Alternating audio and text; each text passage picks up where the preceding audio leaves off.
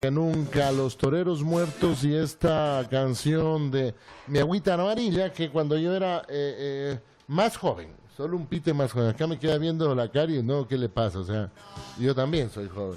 Acumulado, tengo juventud acumulada, pero joven, Alfredo. Juventud. El gran Isidro Marín con nosotros, qué gusto, mi hermano, saludarte nuevamente en este espacísimo donde... Bueno, vamos aprendiendo un poco más de nosotros. ¿Y qué nos traes hoy con novedades, mi querido estimado Isidro? Pues nos quedamos... Bueno, un saludo a todos los que nos están escuchando en directo en estos momentos. Y nos quedábamos en la historia del Ecuador. Habíamos visto la semana pasada, desde hace 1.000.000 de años... 1.000.000 de años, imagínate, ¿no? Donde aparece el Homo sapiens, el cruce por el estrecho de Bering entre Asia y América hacia el 60.000 antes de Cristo y la llegada de los primeros pobladores en torno al 12.000 aquí en Ecuador, ¿no? Esto, 12.000, ¿no? Bueno, toda esta trayectoria... 12.000 hasta que no se demuestre lo contrario, porque parece ser que podría haber llegado un poco antes, pero sí, ahí entra mucho la antropología y se están sacando como ya restos para poder analizar y poderle dar una respuesta a todo esa pregunta que siempre nos hacemos, ¿y de dónde venimos? Me parece correcto. Que sí, por ahí va. Pero... Y creo que habíamos estado también hablando sobre los primeros pobladores, que eran cazadores, recolectores, que eran del Neolítico, se dice Neolítico a la nueva piedra, que estaba mejor pulida que las anteriores, y luego después llegábamos a la cultura Valdivia, que era una cultura que se desarrolló sobre todo en la costa, sobre todo no, totalmente en la costa de Ecuador, ¿no? Uno cuando estudia la historia de Ecuador no se debe ceñir nunca a un solo libro, a una sola fuente, sino que tiene que investigar un poco más, porque habíamos llegado hasta el año 1000 a.C.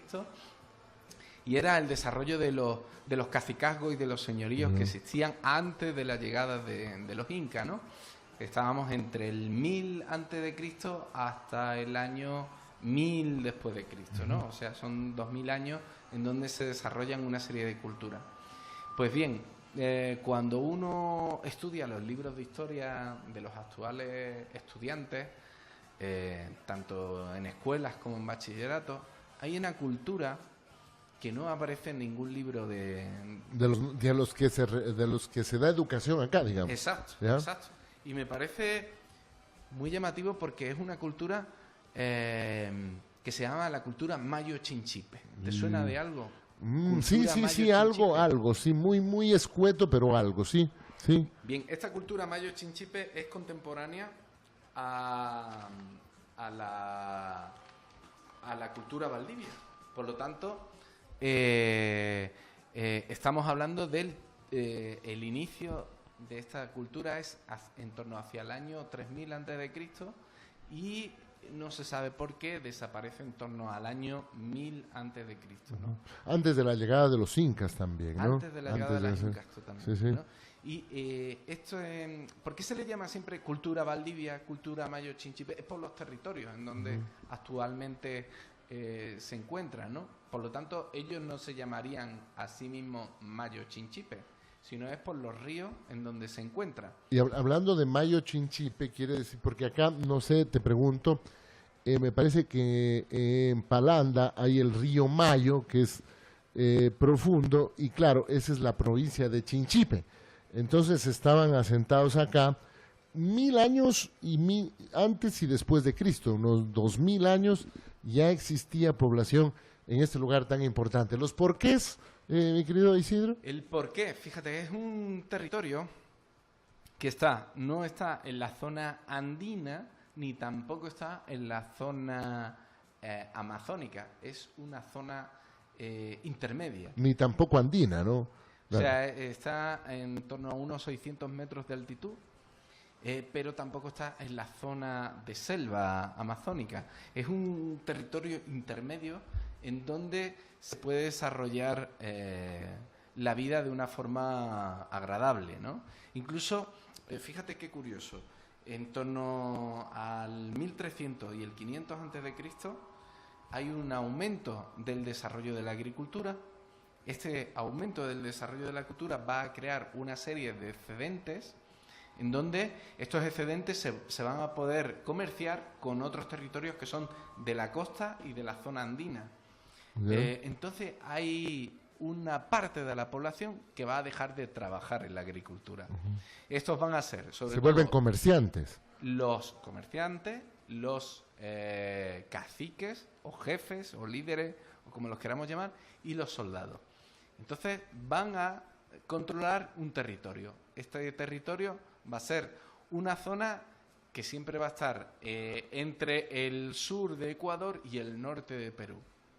¿Vale? Es una zona que se desarrolla sobre todo en la zona de aquí de Loja, de la zona de Zamora Chinchipe y la zona limítrofe con Perú, que es Loreto, me parece que es, ¿no? A ver, Zumba, la balsa me parece que es el límite. Oye, pero de ahí está un poco como muy cerca, como a 18, 15 horas en carro al río, ¿cómo se llama este? Ya que el río Marañón, ¿puede ser? En el Marañón.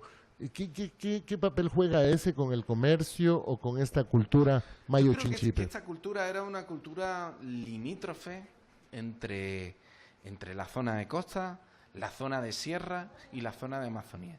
Y se le llama una cultura totalmente diferente porque tiene una serie de características en cuanto a las herramientas que se han encontrado, en cuanto a las construcciones que se han encontrado, que son totalmente diferentes de, por ejemplo, de la cultura Valdivia, que es contemporánea, ¿vale? La cultura Valdivia, por ejemplo, hacía sus casas de madera, bueno, madera no, de cañas y barro, y esta cultura lo va a hacer en piedra. Entonces hay una diferenciación total, ¿no? Por ejemplo, la cultura Valdivia va a utilizar la cerámica y la cultura mayo chinchipe va a utilizar la piedra. La piedra que la va a pulir muy finamente con una serie de dibujos muy bien ornamentados y que los van a utilizar tanto para su vida diaria como también para temas funerarios. Claro, oye, ahí hay una cosa que me parece que hay que connotarla. Desde hace muchísimos años, no sé en qué parte, pero desde que salieron los primeros hombres caminando pues desde el África y se encontraron con los de Cromañón acá en Europa, en las piedras siempre hubo, las pudieron tallar y dejar figuras, lo que hace pensar que el arte siempre estuvo o fue parte del ser humano, como arte. Fíjate, se pensaba que el arte solamente era algo de los Homo sapiens. Y se ha descubierto que Neandertal, que no pertenece a nuestra familia, por así decirlo, ya también tenía una serie de artes diferentes. O sea que ellos también dibujaban y pintaban, ¿no?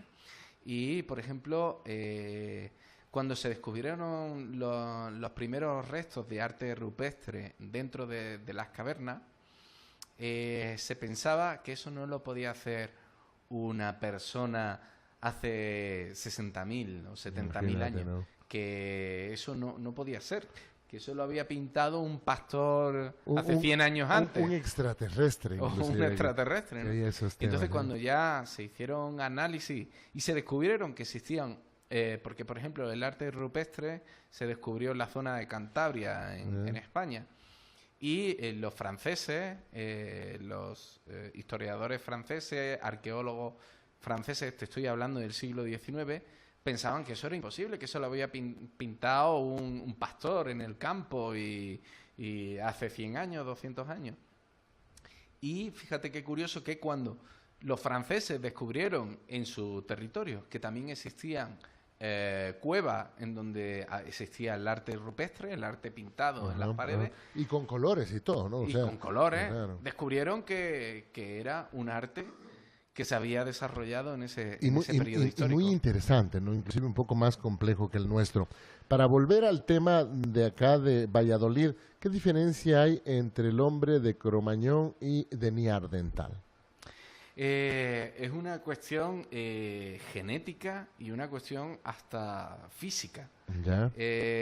Neandertal, por ejemplo, tiene una capacidad craneal, o sea, el peso del cerebro, por así decirlo, mucho menor que Homo sapiens. ¿Ya? Pero fíjate qué curioso, que Neandertal tiene una capacidad física mucho más fuerte que Homo sapiens.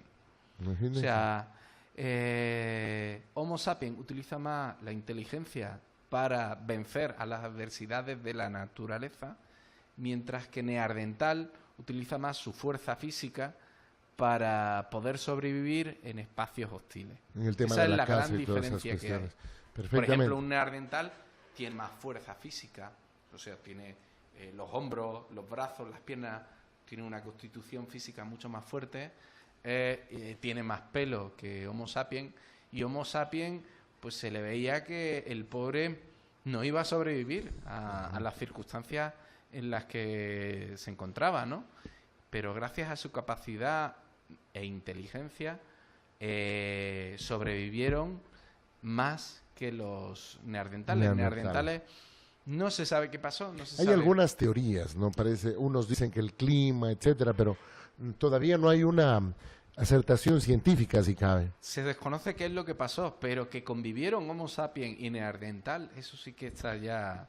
O sea, convivieron Claro, y hubo un cruce. alguno le gustaría alguna Neandertal o algún Claro que Neandertal le gustaría alguna Homo sapiens y existieron cruces de estos dos, ¿no? Lo que pasa es que esos cruces sobrevivieron, es como el cruce entre un burro y un caballo, Claro, que sale un como no. mulo. Claro, sí. Pero los mulos no pueden tener descendencia. Esa es una de las preguntas que todavía están sin resolver. Totalmente, los mejores mulares en algún momento llegaron a Loja, pero bueno, eso nos vamos un poco nuevamente a esta cultura mayo chinchipe, donde hay en las piedras también jeroglíficos se llama, lo que hace pensar que 1000 años antes de Cristo ya existía aquí una cultura con su arte, con su música y etcétera, ¿no? Y el excedente de la producción hizo de que también se vuelvan ya comerciantes y nazcan también otro tipo de órdenes jerárquicos como tema. Me parece que esa sería la palabra para utilizar. Sí, bueno, existe una iconografía muy compleja en donde aparecen figuras de felinos, aparecen aves, incluso aparecen figuras humanas. Fíjate qué curioso, ¿no?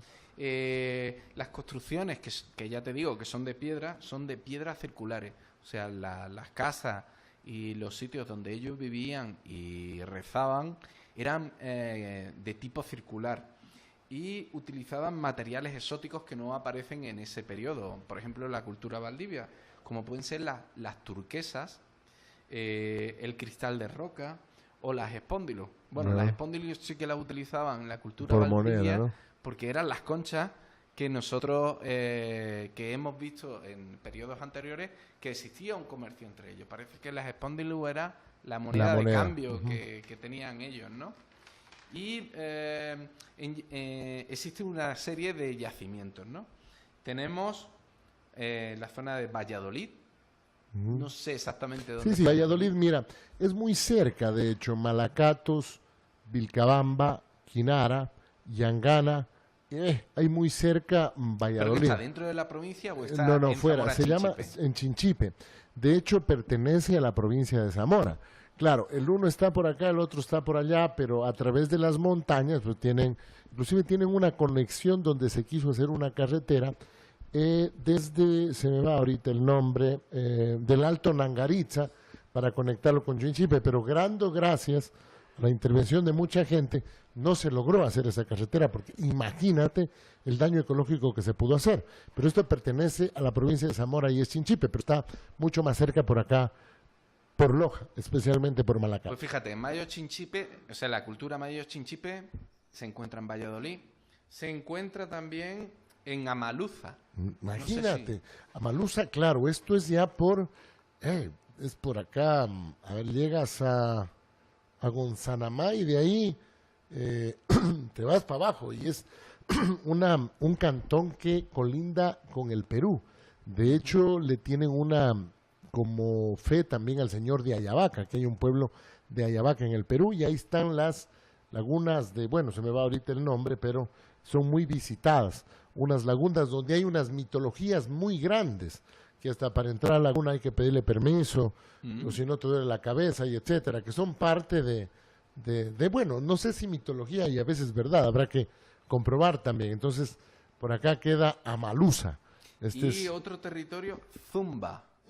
Zumba queda de Valladolid un poco más adelante. De hecho, la idea era hacer, ¿te acuerdas? Esta carretera del eje vial 4 para conectarnos con Zumba y conectarse con la vía interoceánica que le llaman, porque llega al Perú y de ahí nace o va al Alto Nangarinza. Tengo entendido que de Loja al Alto Nangarinza puede estarse haciendo entre 18 o 20 horas, o sea, en carro. Está muy cerca también la Amazonía. Eso porque ya más o menos uno lo entiende porque conoce ese tipo de poblaciones. Claro, yo a mí cuando me dice Valladolid pienso en España, porque en España existe una ciudad que se llama Valladolid.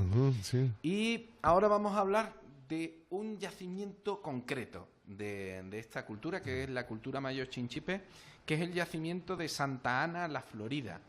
¿Te suena dónde está? No, para nada, no. Pero si te digo el sitio, me vas a decir, hombre, claro, eso... Ya. Palanda. Claro. ¿Dónde está Palanda? Palanda está un poquito de Valladolid, no sé si es más adelante o más atrás, pero están casi juntos, ¿sí? Es muy cerca la distancia que hay. De hecho, Palanda, me parece que Valladolid está primero que Palanda. Palanda ya está muy cerca de Zumba, mi querido Isidro, pero es la misma zona. Todos estos pueblos que hemos estado hablando tienen que estar muy cercanos. Tienen que estar muy cercanos. Bueno, pues allí se encuentra un establecimiento arqueológico que aparece todo lo que hemos estado hablando anteriormente. Estructuras circulares, división de un espacio simbólico entre las casas en donde podían vivir, en donde vivían, y las zonas de rituales, en donde vivirían los chamanes, los sacerdotes, y en donde harían sus rituales, ¿no? Se han encontrado unas cuantas tumbas que son en forma de pozo. O sea, la tumba, en vez de ser horizontal, es de forma vertical, en donde meten al muerto, claro, y le entregan una serie de ofrendas, ¿no? Y el arte, como ya hemos estado comentando, es aparecen felinos, aparecen serpientes y aparecen figuras humanas. Y aparecen las famosas conchas, las espóndilos. Y también va a aparecer otro tipo de concha, que es las strombus. Que yo siempre pienso que las strombus son más grandes y en forma de caracol. Y yo siempre pienso que pueden ser para tocar la música. Claro, sí, ya se me vino a la cabeza la imagen de lo que estás hablando, Isidro. Perfecto, sí, son unas conchitas que inclusive se las tenía en casa, ¿no? Siempre, y las utilizamos para oír el mar, decíamos nosotros, ¿sí? Lo poníamos en la oreja y escuchábamos el mar. Bueno, se escuchaba algo, no sé si era el mar, pero... Sí, como el sonido del mar. Pues imagínate ponerte eso en la oreja y haber consumido algún tipo de sustancia enteógena. Ayahuasca, por ejemplo. Tenías que pensar que te ibas al mar o que estabas cerca del mar, ¿no? Y piensa que estás en un vuelo 800 kilómetros del mar, por lo menos. Oye, pero bueno, también puede ser de que las almas salían de su cuerpo y podían hacerlo. Eso también está en tela de duda, todavía sigue siendo un mito, pero bueno, está el tema de estudiándose. Yo creo que sí. A lo mejor podías escuchar a tus ancestros puede ser, en el strombus ese, o alguna voz que te llamaba, en fin. Qué sé yo, bueno, pero estas son como... Y han estado en el mundo entero, porque para Europa también existió el tema, claro que es un mito todavía, bueno, un mito que es el tema de Merlí, por ejemplo, del mago Merlín, Merlín. ¿no? Merlín que que también es un mito y muy conocida acá con el tema al tema del rey Arturo y etcétera. Ponemos esas cosas como para ir un poquito graficando. Permíteme, mi querido Isidro, irme a una pausa comercial. Volvemos enseguida con este hermosísimo para saber quiénes somos de verdad, hombre, quiénes somos y de dónde venimos. Volvemos. Inicio de espacio publicitario. Loja ven a ser una nueva y moderna opción en medicina. Grupo Medilab presenta MediHospital, más cerca de nuestros pacientes. Entregamos la mejor atención a Loja y el austro del país, respondiendo a todas las necesidades en salud. Próximamente, más de 9.000 metros cuadrados de moderna infraestructura, complementada con un gran equipo médico. MediHospital, te cuidamos como en casa. Una empresa del Grupo Medilab. ¡Ey! Queremos darle a tu look un toque especial.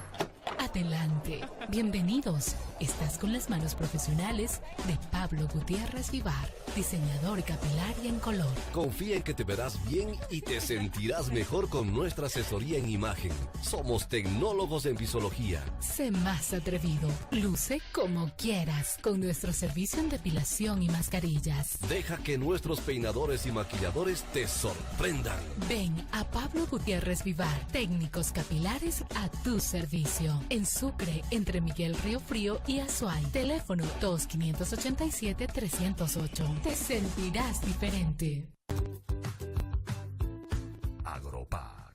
¿Buscas asesoría técnica garantizada? La encuentras en Agropac, comercializadora de insumos agrícolas y veterinarios. Además ofrecemos venta al mayor y menor de semillas, fertilizantes granulados y foliares, herbicidas, fungicidas, acaricidas, balanceados, insumos agrícolas y veterinarios. Comercializadora de insumos Agropac. Ubícanos en Catacocha, calle Manuel Vivanco, junto al Aguacate, y en Loja. Contáctanos al 0959 11 56 21. El ingeniero agrícola José Moreno Serrano, máster en biotecnología, genética y virología vegetal, te atenderá.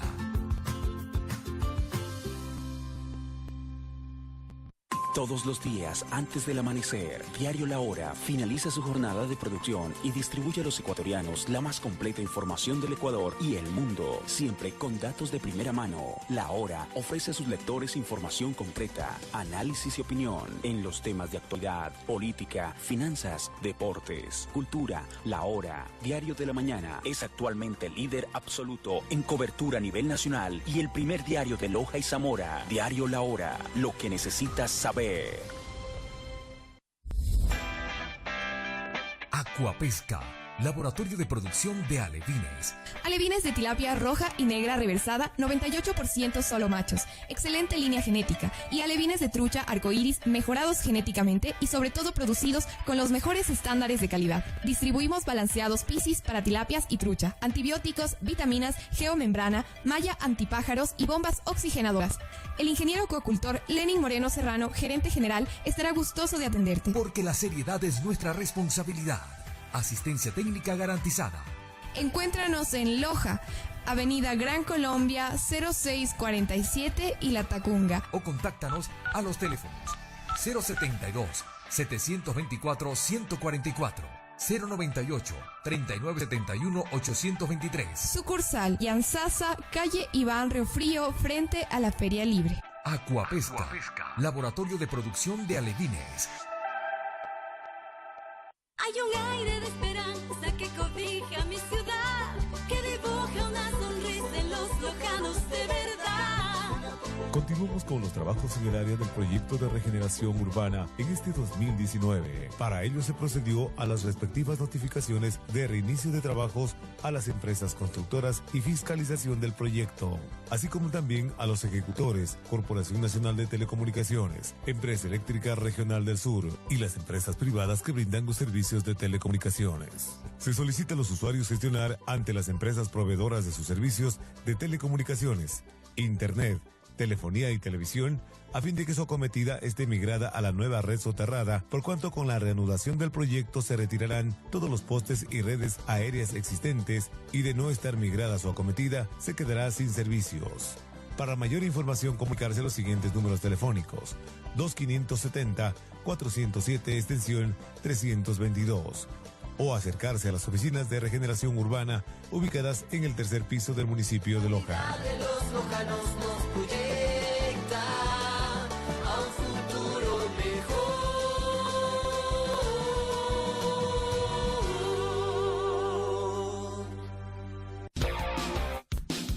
Fin de espacio publicitario.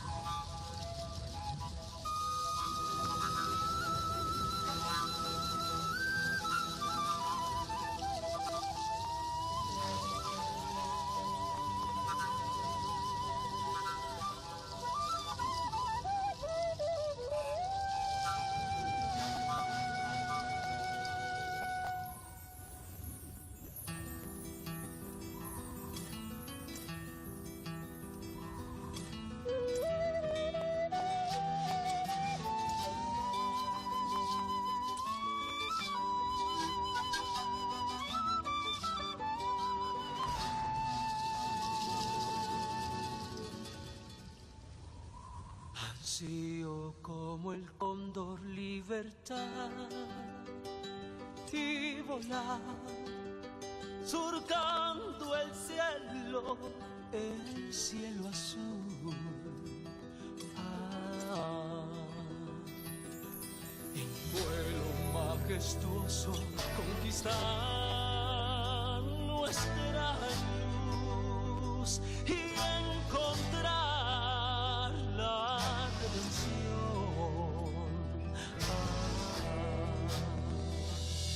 vivir un mundo en equidad, sin opresión y sin... Qué belleza de canción, ¿no? Vivir un mundo en equidad. Sí es posible, vamos a llegar a eso. Aunque sea por las malas, pero vamos a llegar, mi querido y estimado Marín, ¿no? Isidro Marín, el gran sociólogo, antropólogo, amigo que nos ayuda a entender. Fíjate, le tenemos a veces un poquito como de recelo a los españoles, pero es un español el que nos viene a contar nuestra historia y le gusta mucho nuestra historia, que es lo más importante, Isidro. Pues nada, bueno, uno siempre está al servicio de la comunidad donde vive y la comunidad donde vivo es Loja, o sea... Aquí y luego después trabajando en la UTPL, pues lo que me queda es eso, estar al servicio de mis estudiantes, que por cierto, dentro de una semana empieza la maestría de comunicación y que por aquí pasarán prestigiosos investigadores en el tema de la comunicación digital.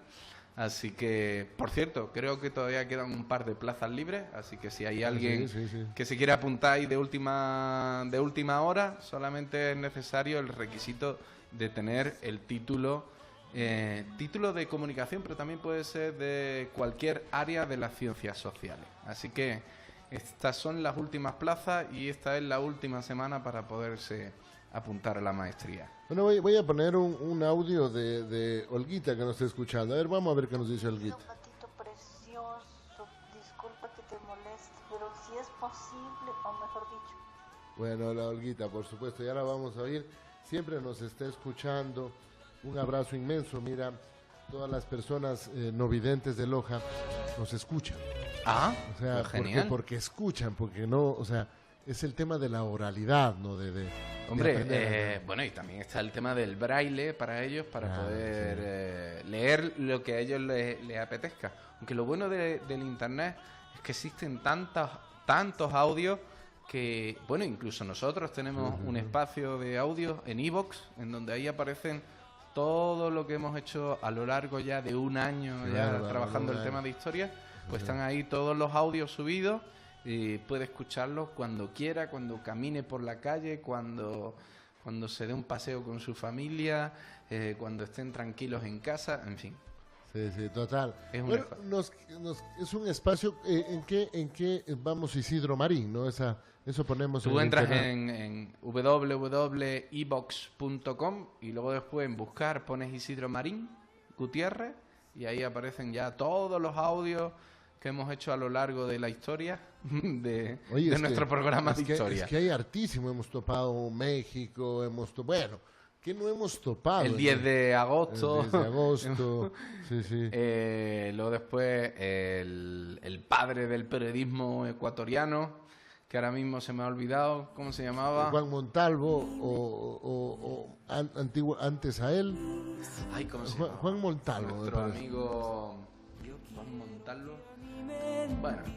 Bueno, nos vamos a ir acordando. Menos mal que tenemos aquí los papeles, que si no se nos olvida todo. Bueno, pero nos quedamos en la concha esta que se la pone en las orejas. Sí, que ya puede haber sido Strombus, que puede ser una moneda que tenga otra forma de comercio, ¿no?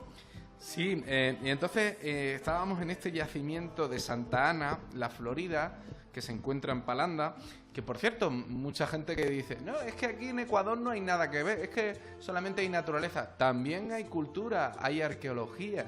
Y yo creo que la gente de Palanda, o del gobierno, o de la provincia, debería de fomentar, crear ahí un espacio museo, turístico, en donde yo creo que irían bastante gente, tanto gente nacionales como extranjeros. ¿Por qué? ¿Por qué es tan interesante? Porque, bueno, restos arqueológicos hay en todas partes. Fíjate qué curioso. Primero, las construcciones son circulares, cuando en otros sitios no son circulares. Tienen una cerámica y una escultura totalmente diferente del resto.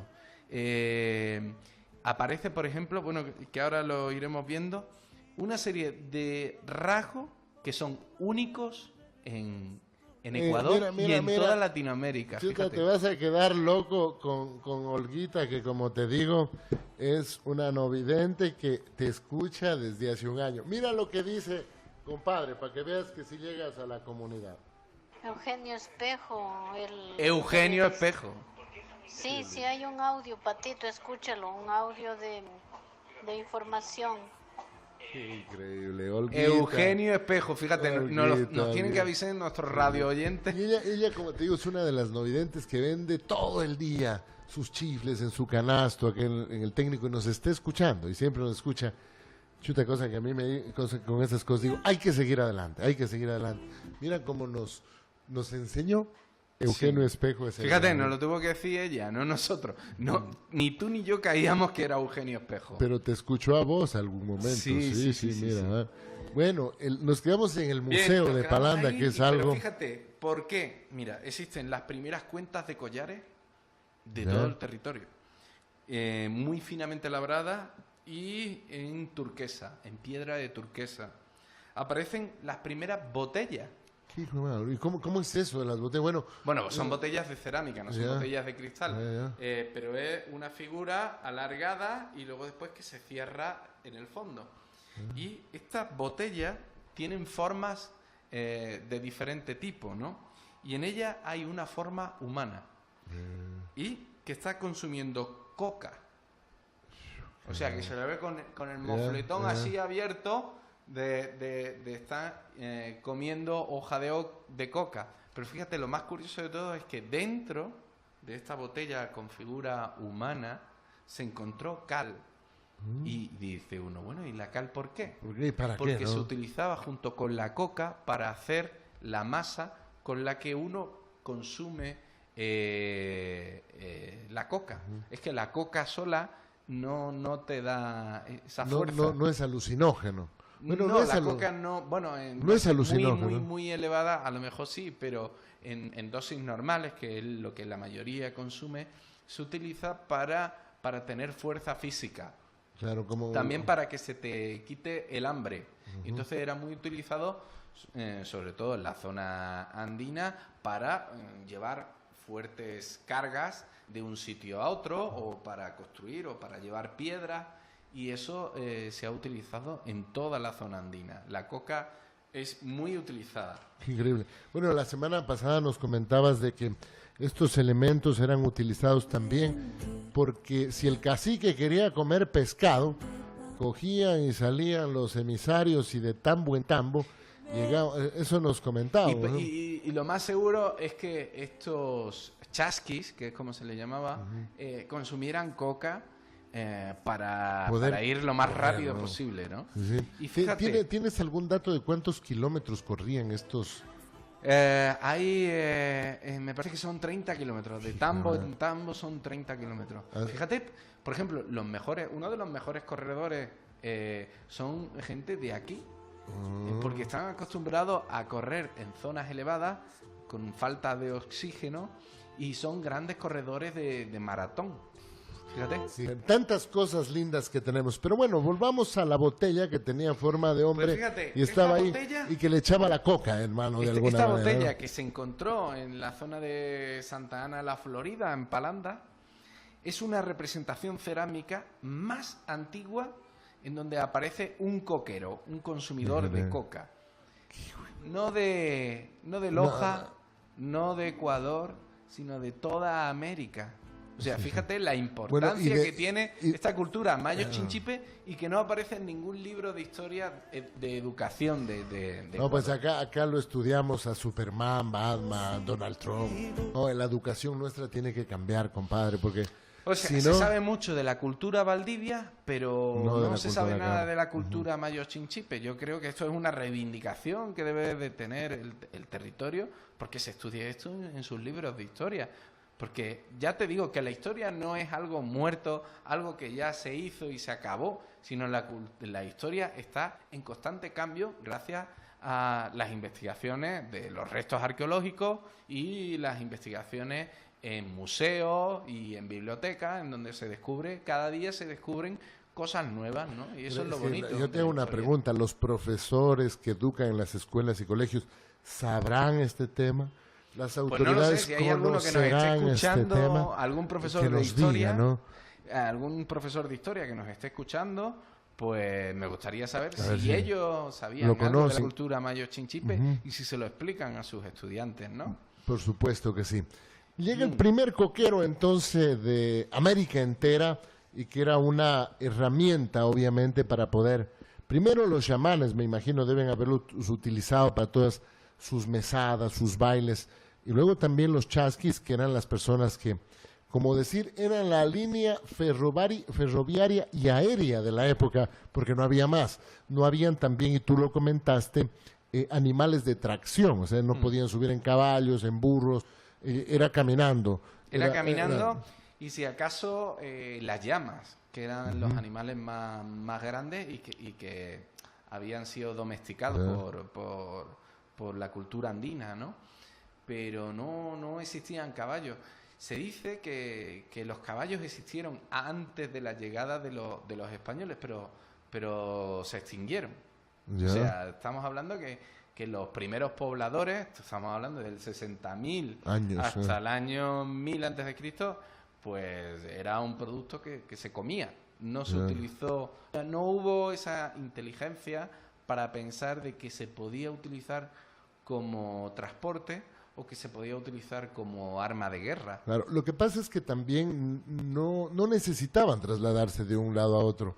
Sus tribus se volvieron ya agrícolas, entonces Exacto. Me parece que no era una necesidad de contacto o de expansión en aquella época, se me viene a la cabeza. Puede ser una hipótesis que piensa que desde el 3000 antes de Cristo la cultura Valdivia o mayo chinchipe ya se asentaban en el territorio y no necesitaban utilizar, o sea, no se movían mucho, salvo estos comerciantes que existían desde la costa, la zona andina y la zona amazónica, en donde existían cambio de, pues, por ejemplo, de espóndilus por ayahuasca o de pescado, pescado, en fin, ese tipo de cosas. Vamos avanzando, porque luego fue muy importante. Luego hay un documental en la DW, que es un canal alemán, de la ruta del maní.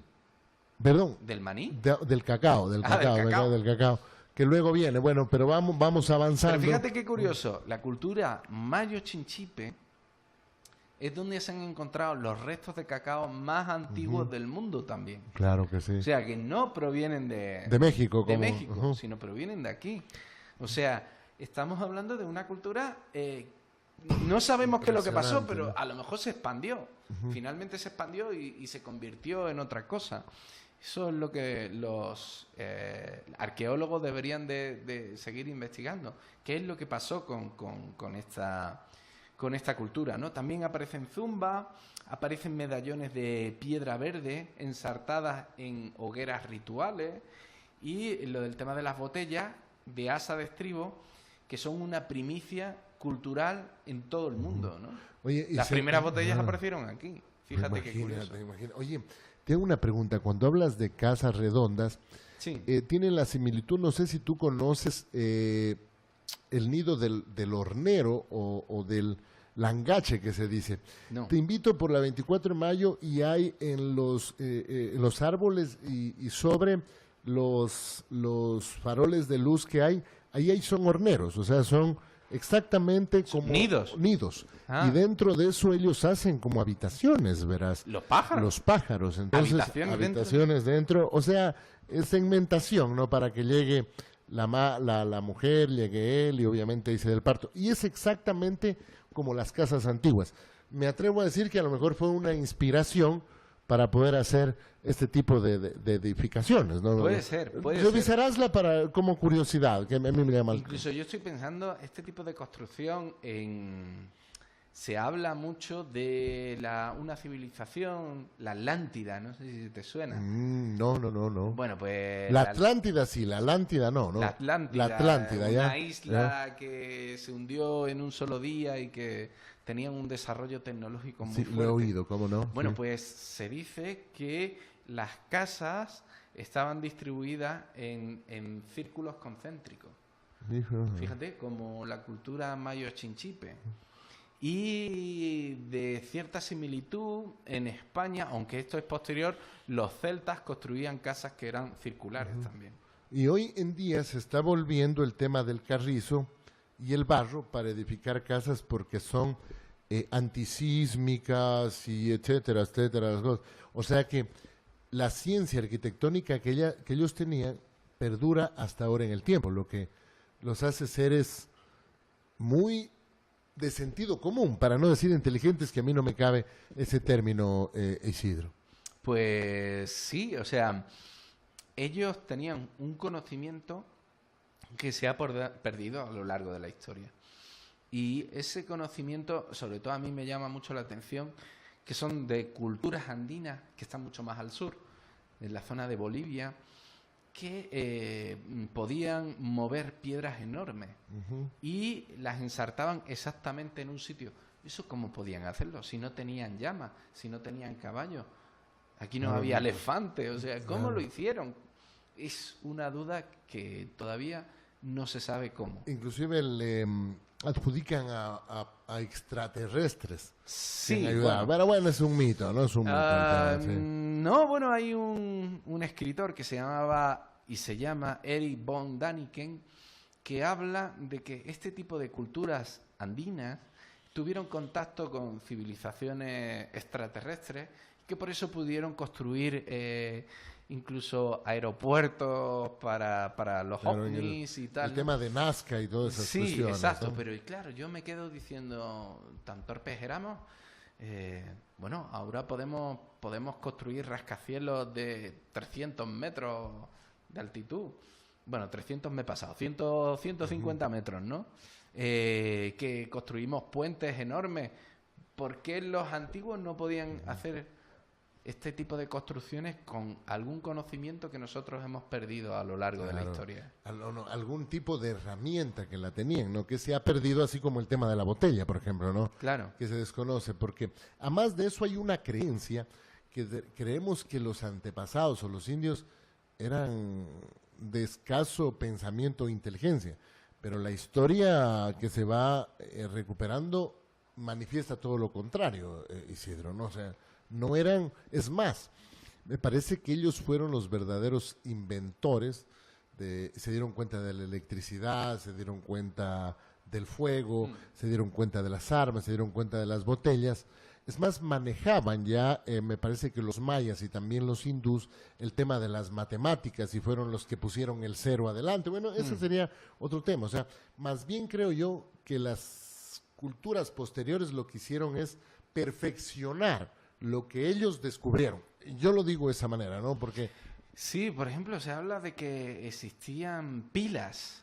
Imagínate, pilas en una zona que se llamaba Antequetera, en la zona de Asia, Asia Menor, o sea, los babilonios utilizaban este tipo de conocimiento, pero claro, se perdió a lo largo de la historia, ¿no? Sí. Luego después, en torno al tema de la botella, hombre, ellos verían que en los cuencos, ellos ponían sus productos y venían los insectos y los bichos y se lo comían, y entonces se dieron cuenta de que, bueno, ¿y por qué no cogemos estos productos de cerámica, lo vamos subiendo, y luego después lo cerramos y luego después le ponemos un tapón? Y así es como inventaron la primera botella. Acá en Palanda, carajo. En Palanda, en suma, en esa... Fíjate qué territorio curioso. riquísimo. Mira, en algún momento ojalá podemos irnos, Isidro, porque el río Mayo, ahí hay donde se descubrió el jocotoco, que es una especie de pájaro. Yo no me he ido, pero me comentan que si tú te vas a esa reserva, te quedas quieto y cientos de colibríes se te acercan a ¿Cientos? Sí, o sea que es impresionante, o sea que hay... Pero es increíble cómo ruedan y vuelan a través de las personas. Me dicen que es un espectáculo natural, pero impresionante. Y mira, aquí cerquita, yo tampoco me he ido. Bien pendejo que me han de ver, hermano. Yo conozco a europeos y norteamericanos que pagarían miles de dólares por estar rodeados de colibríes. No, y lo hay. Si acá nomás en el Cerro del Carmen hay mucho colibrí, fíjate. Aquí saliendo de la ciudad, pero no vamos, se llama Zamora Huayco Alto, en la represa del Carmen. Pero... ¿Y tú sabes en dos sitios donde aparecen muchos colibríes? ¿En dónde? En la UNL y en la UTPL. Mira. En las dos universidades se encuentran cantidad de colibríes. Yo creo que vienen por las flores, por las orquídeas, ¿no? que hay, ¿no? Y es un espectáculo, sobre todo todos los profesores extranjeros que vienen aquí. Hombre, yo la primera vez me quedé súper sorprendido, nunca había visto un colibrí. Creía que era un insecto ahí raro. Y luego después, cuando sabes que es un pajarito pequeñito, te quedas sorprendido. Lo ponen también en los cuentos de hadas y eso, este tipo de pajaritos, ¿no? Bueno, los cuentos de hadas de Latinoamérica, Sí, ¿no? Porque en Europa no hay colibríes. Allá no había, ¿no? Claro, a nosotros como es muy cotidiano, a lo mejor no le paramos bola, pero creo que es... A mí, yo la primera vez que lo vi, creía que era un abejorro, ¿Ya? un insecto, una abeja o algo así, pero luego después cuando te das cuenta de que es un colibrí, parece como si estuviera en un documental de naturaleza. O sea, vosotros porque lo veis una cosa normal y natural, pero The History te Channel. quedas sorprendido, ¿no? Y también te sorprende mucho las mariposas enormes, como la palma de mi mano, que tú dices, pero esto no puede ser. Pues sí. Así que si hay alguien del extranjero que nos esté escuchando, pues que se venga aquí al sur de Ecuador y podrá ver todas estas maravillas. Y hay de todo. Vamos terminando, mi querido estimado Isidro, haciendo una conversación. Bueno, Mira, entonces nos se quedamos nos ha ido entre el año 500 antes de Cristo y el año 1000 después de Cristo. donde ya existe el cacicazgo y Los existe cacicazgos. este tipo de comercio. Mira, yo supongo, no sé cómo llegó el cacao a México. Claro, hay que hablar un poco también. Mira, el otro día estaba leyendo algo sobre las Islas de Pascua. Sí. Y claro, o sea, la pregunta es cómo llegaron, cómo colonizaron. En barco seguro, no creo que llegaran en ovni. Sabían, pues, efectivamente, cuándo, a través del vuelo del pájaro, de la luna, cómo eran las corrientes y todo. Para ello era mucho más sencillo. Para ahora a nosotros es más difícil, inclusive con brújula y radar, nos perdemos, compadre. Y digo, nos perdemos por tanta avioneta que va del Ecuador, Colombia, Estados Unidos, llena de droga y nadie la detecta. O sea, por eso te digo, no valen los radares. Algún día podríamos hacer un programa específico de quiénes fueron los primeros descubridores de América, ¿no? Y ahí podríamos hablar de diversas teorías. Tenemos la del 60.000 antes de Cristo, luego después tendríamos, por ejemplo, los vikingos.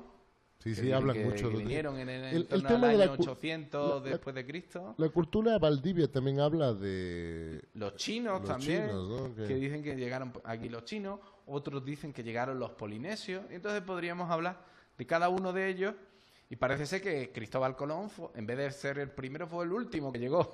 ¿Cómo no? Claro, ya con otra visión, ¿no? Con otra visión. Yo creo que el tema de Colón, o sea, los otros, parece ser que no volvieron, contaron y se expandió la idea de que existía un territorio más allá del mar. Y yo creo que Cristóbal Colón lo que tuvo fue que llegó, lo vio, volvió y dio fe de qué era lo que había. Yo también manifiesto que también la escritura puede tener mucho que ver con esto. Pero los chinos ya tenían escritura. Ya tenían, ¿no? Claro, ese sí. Y no dijeron nada.